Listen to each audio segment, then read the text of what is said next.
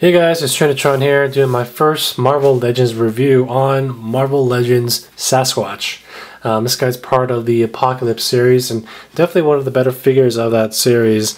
I'm not a fan of the X23 or the Maestro, but this guy was definitely a must-get, not just to complete the BAF, but because he's really awesome. He's got a ton of details, a ton of articulation, really great paint jobs, some good old reliable Toy Biz paint jobs and shadowing. So yeah, let's just jump right into the review. Just starting with the face sculpt here, you can definitely see the definitive lines and the facial structure. The glowing red eyes is some pretty good detail there. Amazing amount of detail within the teeth, and it sort of reminds me of the Series 4 Beast, where you actually get to open the beast's mouth. You can see the sculpt in the chest here. Definitely get the impression that, you know, he's a Sasquatch, so he's covered in hair, and you really get that impression just based on the shadows, the blacks and the grays mixed into the paint. Unlike, again, compared to the Series 4 Beast as another, you know, furry comic figure, the Beast had, I remember there have been complaints about the Beast's neck where it was just bare plastic, no paint job, nothing really there to complete its overall sculpting. But this guy, I mean, every bit of it is sculpted. You know, even his elbows. The details go all the way up his abs and on the backside too. It just follows through. You know, it's that sort of Toy Biz stuff that we definitely miss as Marvel Legends collectors. And you know, I just noticed this now too, even on the ball joints. I mean, you think about it when you first look at it, but even the ball joints, I mean, all the shadowing, all the sculpting is there, and it doesn't hinder the articulation at all. Love the hair. You can see all the colors there and the sculpting. And again, he's a Sasquatch, you know, really shaggy guy, head to toe in sculpting and really good paint apps.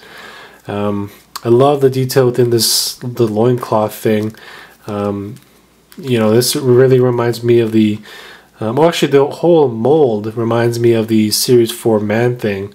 I actually have that figure right here. You can definitely see what I'm talking about where it comes to the loincloth thing. And even the feet, they have this very shaggy sort of outer layer around the ankles and the foot.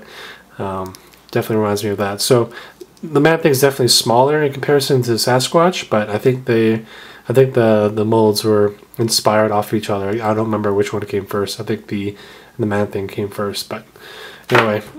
And even the feet, you can actually see where the bones are in each foot. You know, definitely get the impression that this is one honking foot, right? Obviously, because he's, you know, Bigfoot or Sasquatch, right? So let's get down to the articulation, because I think he's got around 42 points, I think is what the box said. Can't remember exactly, it's been a while, but yeah, let's get down to it. So his head, start off there, moves pretty good up and pretty good down. The hair does block some of the articulation, but it's not too bad. I mean, because he's a towering figure, he's mostly be looking down anyway, so he looks down just fine, right? He's got this armpit joint, which I actually do like quite a bit.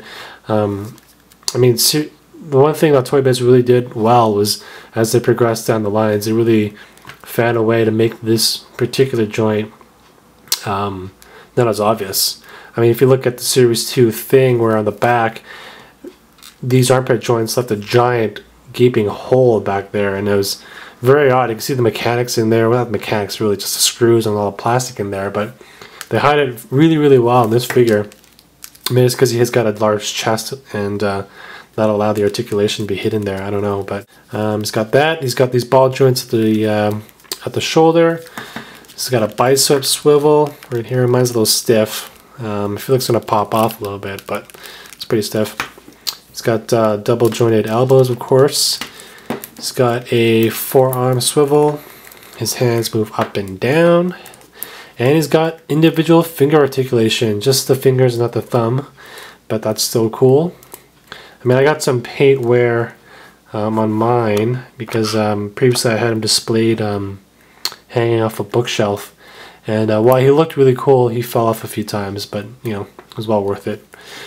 But yeah, so it makes a closed fist like that, and it, you know, it works pretty well. I mean, I think it looks pretty good. Same thing on the other side. The only difference is that the hand has got that, you know, that bitch slap sort of design, or karate chop, either way. So a little different. He's got an ab crunch here. Works pretty good. Pretty far back. Well, I mean, decently far back. And then again, pretty down low. He's got a waist swivel here. The loincloth hinders it a little bit, but not too much. It's pretty flexible, flexible plastic, so we can, you know, move it out of the way to get him to swivel there. And the ball joints. So I noticed right away when I got the figure that the ball joints are pretty small. Small balls on a Sasquatch. He's got a swivel at the thighs here. Double jointed knees, of course. Got the calf swivel. All right.